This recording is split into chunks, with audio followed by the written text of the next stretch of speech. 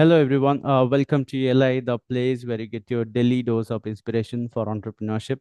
And today we have with us Dave Esra, who is the CEO of BobiHealth AI, which is a pregnancy tracking platform that leverages AI to alert pregnant individuals of potential complications before they arise. Hi, Dave. Welcome to the show. Hi, great to be here, Priya. I would request you to introduce yourself to our audience and also tell a little bit about the platform that you're building. Sure. Yeah.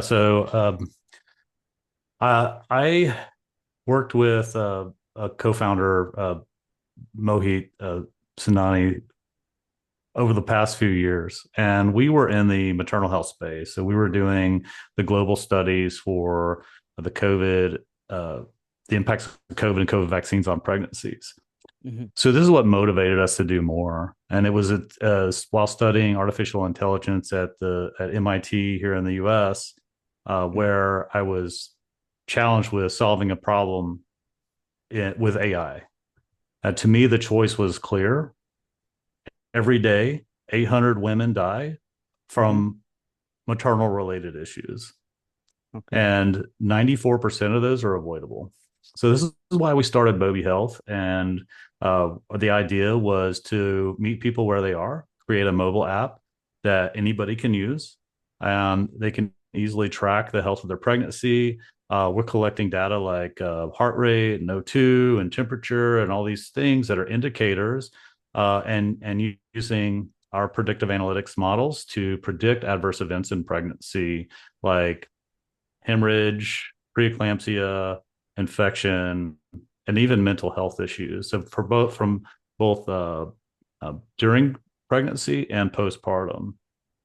So yeah, we're live in India. We've launched in India right now. We're only on the Apple platform. We're looking to build on Android very soon, and we're very excited to hear both feedback from users there in India and just excited about the market opportunity. Obviously, it's a huge country.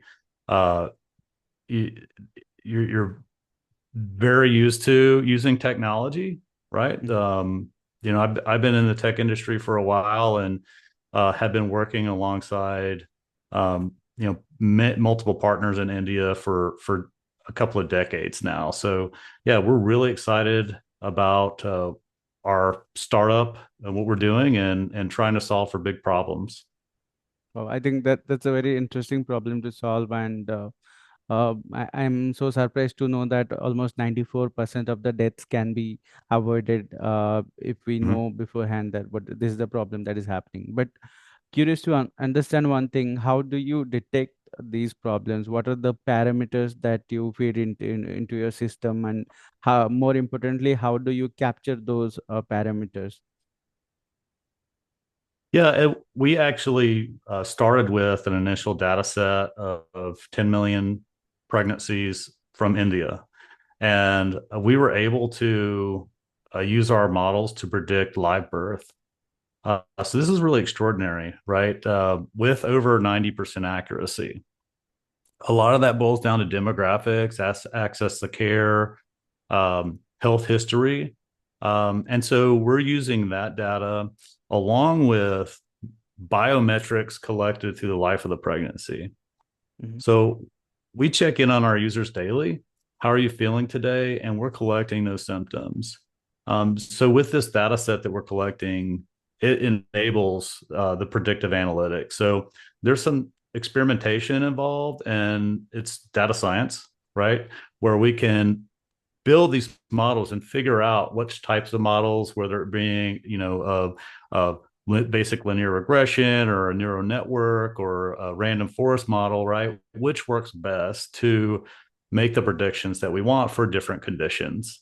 Hmm. So it's like AI, right? It's statistics, but on a huge scale, right? We're pulling in data points daily, sometimes hourly, sometimes real time throughout the life of the pregnancy and after the pregnancy, right? We want the user on the platform for a full year after the pregnancy is over to continue monitoring her health. Okay. right? So it's a very big data set across, many thousands of users. So these data points, do the patients feed it into your system themselves, or is it tracked automatically through some wearables? How does it work? Yes. So Apple and Android have made this really fairly easy for us where there's a lot of integration with the health kits Mhm. from other applications, wearables. Um, we built this to scale based on the resources available to the user. So if she doesn't have wearables, she's only got a smartphone, which most people do now, um, and even limited Wi-Fi access, it's still valuable to her. It's still going to give her um, personalized recommendations based on what the app's pulling. So she's maybe manually entering and her heart rate, breathing rate counts, all these metrics that are valuable. That there's the same metrics that your doctor would want to see when you go into the clinic. Mhm. And that scales all the way to the user who has maybe multiple wearables, right? We're collecting temperature and blood pressure, maybe, or heart rate all day long. And easy access to healthcare. So even that individual, it's incredibly valuable for her. Interesting. You said you started with a data set of 10 million pre-gathered data to train your model. Mm, Curious to know how did you collect that amount of data? Because for anyone who is trying to build AI, a new kind of AI, they need a lot of data sets to train the AI model, and then only right. the model becomes at least viable for testing or proof of concept. So this is a common challenge for many founders right now. So just want to learn from you. Yeah. So lots of very searching, talking with data brokers, talking with companies that collect. We're fortunate to find this data set that was a state program that collected it. Um, Enormous data set. We had to spend a lot of time cleaning it up. So like what we determined was to truly do what we want to do. Uh, the data set does not exist. We Okay. have to collect it, and that's what we built the app to do. Um, if you know founders that are looking to build AI products, there's lots of companies that offer off the shelf solutions or custom solutions. Um, but honestly, like AI models are open source now, so Mm. there's a lot of things that you can get for free just to try out to experiment with. There's Microsoft and um, Amazon and these companies have startup resources. So if you're a young startup, you can apply for the startup programs, which we have a partnership now with Microsoft that helps us, gives us resources in Azure for experimentations with AI. It gives us a lot of flexibility. So for us, I think we get to up to $120,000 worth of credits, which is just enormous for a young startup. So get out there, um, look and see what's offered. Google, Microsoft, Amazon, they have lots of great. They want these companies to thrive, right? Mhm. Because that means now that I built on the Microsoft platform and I'm using their tools. I'm probably going to keep using their tools while I'm, when the business takes off.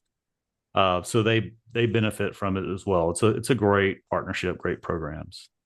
Um, Finding the data sets, that's tricky. Uh, I wish I had a magic pill for that. There really isn't. It took us a while to discover this data set. Lots of research, lots of going to these online AI communities and asking and that's just going to take the work. Got it. Uh, Also curious to know how did you get the initial set of users, because you had the data, you trained your model, but without live implementation, without live customer trying the platform and getting some results out of it, you don't have a product market fit. So can you explain to us how did you get Sure. the initial set of customers and how did you find that product market fit man? So there's a method. It's called the lean startup, right? There's books out there about this, but what we wanted to do was build our MVP, and we wanted it was a lot of work to get to that point, right? MVP for us was something that's clinically excellent, right? Something that's not going to give false positive, false negatives, right? That can be. I mean, we're talking about life and death here. Mm-hmm. It's very so we put a lot of effort into building our MVP, and we launched that. And we went to English speaking countries like, of course, U.S., India, the Philippines, Canada, and honestly, we just took a small amount of money and did App Store ads. That's really it. We have some social media presence. We got a little bit of traction there, but honestly, it was from App Store ads. The cost per download was about $3 Mm-hmm. per user acquisition. So we actually saw in 2 months we got over 1,200 downloads during our beta testing. Wow. So we launched MVP, beta testing with actual users. We're offering it for free. Mm-hmm. We get the feedback, and from there, we made our enhancements, fixed the bugs, and we're just now ready to launch our newly enhanced product. And our goal is to maintain a freemium version offshore, so in India, the Philippines, but in the US, we'll start charging for the app and experiment to see. And what we have to do is show like investors, right? Because ultimately we need investment to scale. Want to show that, hey, people are willing to pay for this. Mm-hmm. And we've proven product market fit. I mean, 1,200 people download it. We have active users now, Right. but are people willing to pay for this? And we think so, yes. Got it. Uh, Mm-hmm. you said you were operating in different markets like India, Philippines, and US, and these are very different markets. And the not just the user behavior is different, but the way people healths are there. So the healthcare system is different. The Mm-hmm. eating habits are different, and everything is a world apart. So is there any behavior difference that you see in the how pregnancy happens in India and US and the data sets you collect and the alerts that you generate out of the Yeah. platform? Is there any difference between that? So the time we'll get this over time. This is part of the experiment. Uh, you're exactly right. There's so many great insights that we can get from that. And our goal is, radical inclusivity. So we want not just a diverse company, right, but a diverse user base, and that's gonna create the true platform to enable our analytics, right? If we have only one type of person that's using our app, there are going to be a ton of inherent biases in our machine learning models. Right. So we want this, and Bobi Health is going to be a global platform. So we're going to start translating next to Spanish. We're doing that next month, right? So by the end of the year, we'll be in Spanish and English, and potentially some other languages as well. So yeah, that's the goal. You want, if you're doing AI, you don't pigeonhole yourself. You want a as diverse a user base as you can get. Got it. This is at least our opinion, right? So Got it. what we believe.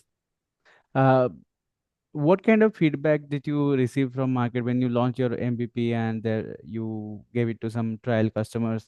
uh, did did they understand the vision behind the platform you are building, and did they perceive it in the same way that you had conceived it from the beginning?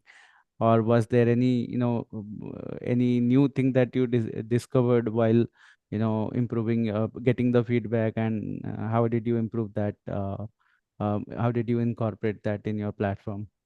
Mhm. Yeah, the feedback was really positive.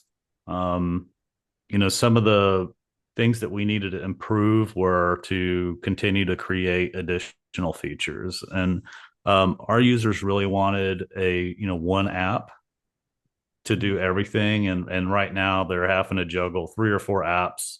There's one for that's, showing it with the stage of the baby, and there's one for the maybe the biometrics, one for, specifically for fetal kick counts.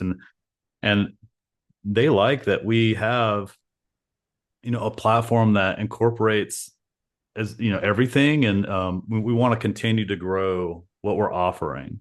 Mhm. Now it to access the full suite of what we're offering, it's going to be a premium service, and there will be a subscription cost for that. But honestly, we're talking about a much less expensive model than current services that are offered out there.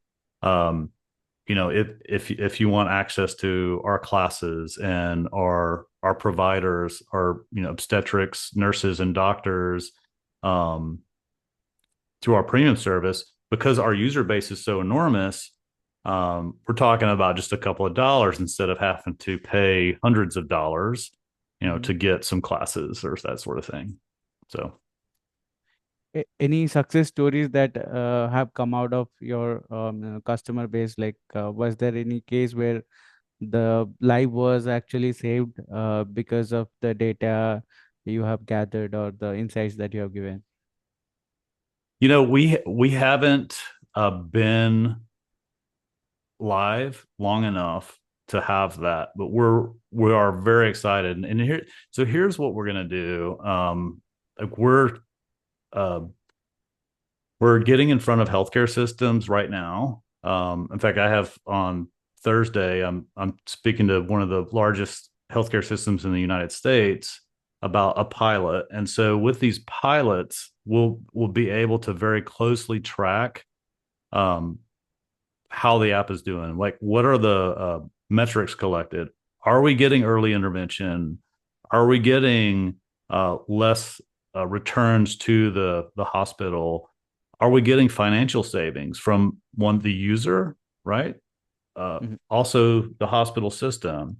And we'll be able to do that because we'll be partnering with local providers in that community to be able to track those metrics. And that's where we're at now, to be able to deploy this type of thing where we can collect those, and then that's what we'll go be, have. Okay, we save this many lives, we save this much money, we have this many, this user level of user satisfaction. Got it. Speaking of Mm-hmm. partners, what kind of partners are you trying to partner with? So I understand the healthcare providers is a obvious choice, but are you also partnering with insurance companies and the maternity care providers and all? Yeah. Um, Insurance providers, that's a little bit further down a roadmap. Absolutely, with providers. So we have 8 providers currently on our team. Uh, when we go and run a pilot, we'll be working with those local community partners, be it providers, government resources, educators. Um, those folks would be partnering with. We are actively looking for partners in India, especially maternal health care educators, maternity uh, providers. We're looking for partners there to help us build out our services there in India.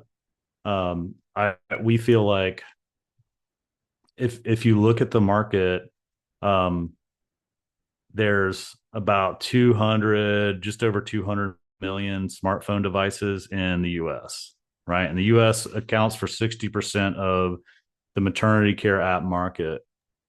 Hmm. There's a billion devices in India, Right. right? And they're nowhere on the list of maternity care app. Like there's a whole opportunity here uh, to serve the families in India, and we feel like we're uniquely positioned to offer that service. Got it.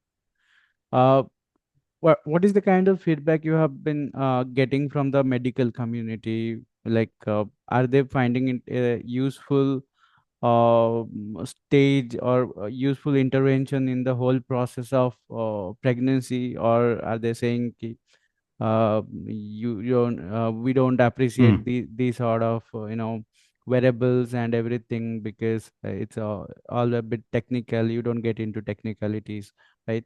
So what is their view on this whole thing? This has been a little bit shocking, the feedback. So there's been some learning here. We can offer remote monitoring Mm-hmm. of the health of the patient, right, for the provider. So we can offer that. They don't really want that.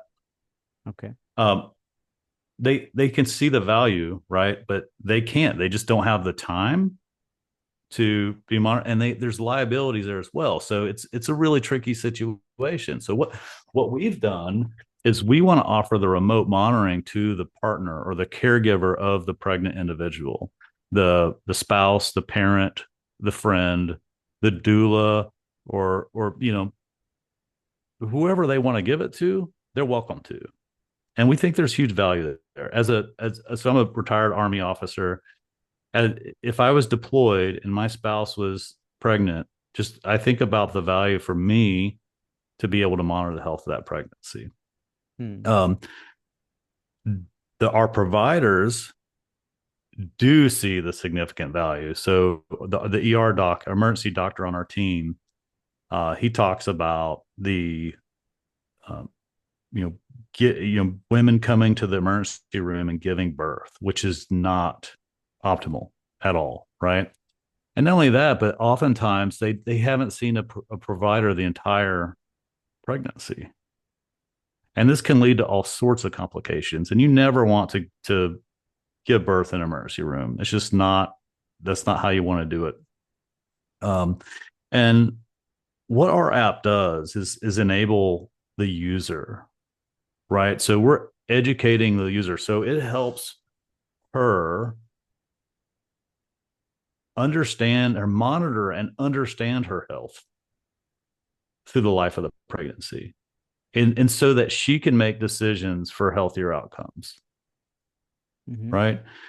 So that's the goal, is empowering her with information, which benefits the whole state. So when she goes to see a provider, it's going to lead to a more meaningful conversation, right?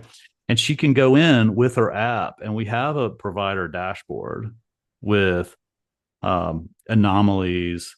You know what's what are our algorithms showing as out of the normal range, and Mm-hmm. that can cue the doctor to say, oh, okay, well, maybe we didn't catch this when you came to the clinic, but I'm seeing this, we might want to look into that, right?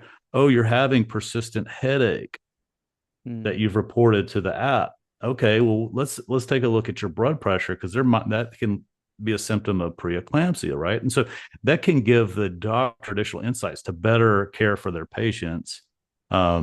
But I do find it really interesting about the remote monitoring and how we're having to navigate that. Yeah. So this Mm. is a common thing in India. When we go to doctor and say that this is what our wearable is showing, Apple Watch is showing that I need to sleep more or something like that. But the doctor Mhm. says you don't try to be the doctor. I know what is best for you, so don't advise. Yep, that happens here too, man. Yep. Uh, the next question I have is on the business side of things. How are you planning to monetize this platform? You have obviously decided to charge the customer for subscription, but what else are you planning to do? Yeah, so we're targeting value-based healthcare systems here in the US for contracts. And that means a very close community involvement where we have our providers, we have a team that goes to that community where that provider is offering services and work with those community leaders, those resources, so that our platform can be a hub, right? To be able to get to the pregnant individual. So those contracts would be either subscription based per user, or it could be cost savings sharing. Okay. So an adverse event here in the U.S. So let's say a preterm birth can cost up to $150,000, right? And that cost might go to the family. It might go to the hospital system to pay, or Mm-hmm. the insurance company. So if we can reduce that cost, right? Let's say we reduce that severe event, we catch it early, and it's just an event, right? Mm-hmm. It costs $10,000, $140,000 saving. Right. Uh, we can contract to collect 10% per, right? So Mm-hmm. there's ways that we can contract that, and we have partners here that help us navigate those systems. Uh, Working with for young startup, working in the insurance company is tricky, right? Mm-hmm. You really need the experts to come in to help you navigate that. Right. So that's further down the line for us. So we have contracts with value-based healthcare systems. We have the freemium, premium subscriptions to get revenue offshore. So Mm-hmm. in these other countries where we're live, Right. but in the States, yeah, that's our primary focus. Got it. And Mm-hmm. what about competition? Like one obvious competition I can see is the Apple watches of the world, or the Samsung watches of the world. So all of a sudden they decide to add a pregnancy mode to their watch series. So what plan do you have for that? Well, we have a patent. So, like to me, these devices, they're not competitors, they're enablers, because instead of building hardware, we decided to leverage off the shelf. Our goal is ultra accessibility, right? People already have smartphones and wearables. Like we don't Mm-hmm. need to build another device. If we did and we had to charge, $500 for a device, for that most people can't access that. Mm-hmm. So yeah, we're using off the shelf devices, off the shelf wearables. Um, if they decided to create an application to compete with us, then we start looking at, okay, what is our IP or intellectual property? So we have an application for using machine learning models for predicting maternal health. Um, if they succeed and they do really well, we hope they do, because we have to talk about some licensing. So that's I'm really glad that there's more focus now on maternal health. When we started Bobi, Mm-hmm. nobody was doing this. Now you see a ton of AI companies, but we use AI in maternal health. That's great, because we need the solution. Like I said, every day 800 women are dying, and Mm-hmm. almost all of it's avoidable. So it's not, to me, you know, if we're going to do something, we must do something. This is an epidemic that must be solved, and we have the technology now to solve for this. Got it. Well, almost at the end of the session. Just one last question before we end. Sure. So far, what have you understood about entrepreneurship, or how would you define the term entrepreneur, or the process of entrepreneurship as per you? Oh boy, yeah, it's a certainly a lifestyle choice. Um, what what I love about the entrepreneurial community is these are all, people who want to solve problems, who are not afraid to do the work, to take the leap and do the hard thing to make the world a better place, right? To take the risk. Um, it just motivates me every day, to get up and be part of a team who are committed to something, um, with passion. Mhm. Um, but it's hard. It's continually finding and solving problems, uh, figuring out how to get stuff done. It's not for everybody. Mm-hmm. It is, and just the startup ecosystem's not for everybody, right? It's when I hire folks. By the way, we have 30 people on the BobiHealth team now. Oh. When we bring them on board, we let them know, like, look, we want you to feel empowered, try things out, make decisions, feel like it's okay to fail, right? Mm. Because we learn from that, and we're a better team because we continue to learn from these mistakes. But you're not going to come in and, like, somebody's not going to be looking over your shoulder, holding your hand, and telling you what to do the next day. You have to dive in, figure it out, and also work with this team. Correct. Um, so I'll end with this. Like, I have one piece of advice that I give to every founder, and um, I got this from a book called Build by Mm-hmm. Tony Fadell. I highly recommend it to anybody founding a company, building something new. And he has one rule, and we have one rule at Bobby, Okay. What's and that? it's no assholes, and we mean it.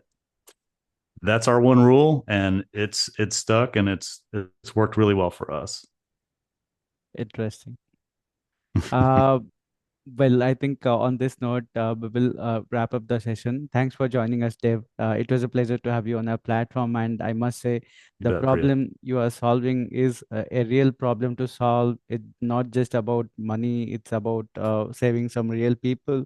And anything you do on the healthcare front, it's always a cause to fight for. And Mm-hmm. I would thank you for doing that. And my best wishes for Bobby Health. You bet. Thanks for inviting me on. This was fun. Thank you.